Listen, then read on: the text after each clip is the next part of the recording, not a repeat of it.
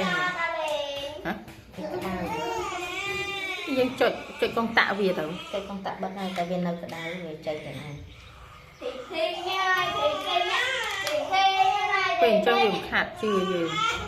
cái này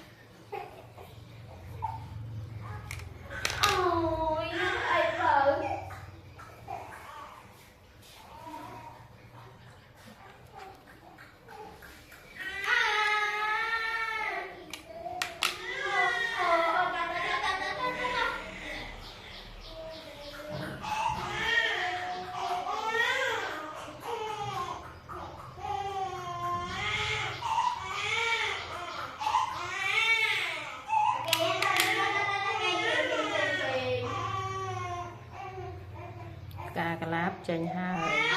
จะประดำเชงถูกเรียงหาย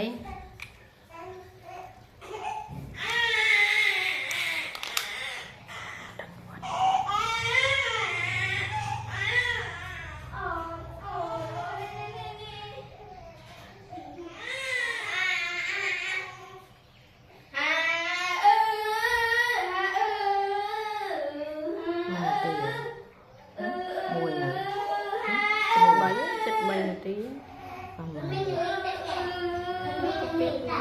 cái hai mình từng chào mẹ